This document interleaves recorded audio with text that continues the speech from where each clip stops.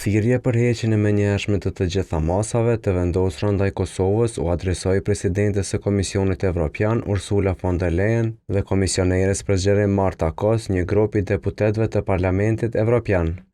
Raportuesi për Kosovën në Parlamentin Evropian, Rio Terras, njoftoi se letra me këtë kërkesë ju dërgua zyrtarëve të lartë të BE-s më 19 dhjetor, teksa përmbajtjen e saj është shpërndarë në platformën X.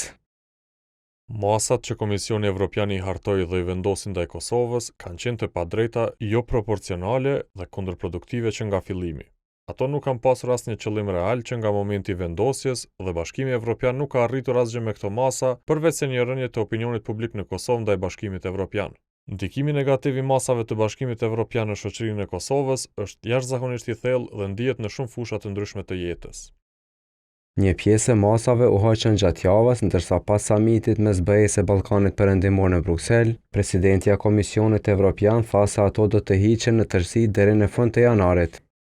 E kërkesën e eurodeputetëve për heqjen e menjëhershme të gjitha masave, korrespondenti i kohës në Bruksel Augustin Palokaj e quajti të logjikshme, pasi tha se ata edhe më herët shprehen frustrim për ndëshkimet që Komisioni Evropian i mbajti në fuqi ndaj Kosovës. Deklarata e presidentes së Komisionit Evropian, Ursula von der Leyen, se masa do të heqen në tërësi,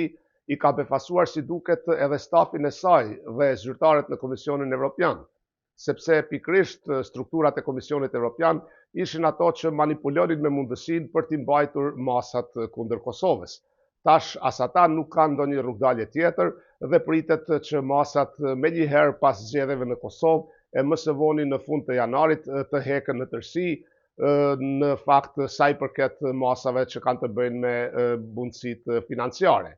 Palokaj shton se mbetet e paqartë se cili do të jetë fati i masave të nivelit politik. Pra refuzimit që të ketë takime me zyrtarët e lartë të Kosovës,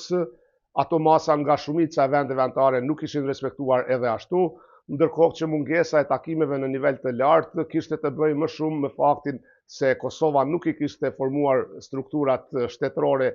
me legitimitet të plot pas zgjedhjeve të fundit. Pra, nëse së shpejti menjëherë pas zgjedhjeve do të formohen institucionet e Kosovës, atëherë pritet që as masat politike të jenë në fuqi. Sipas letrës së drejtorit të përgjithshëm për zgjerim i BE-s, Gert Jan Kopman, tashmë janë liruar mjetet financiare për 4 projekte, si rrjedhoja e saj që është vlerësuar transferimi i duhur i pushtetit lokal në veri pas zgjedhjeve të tetorit.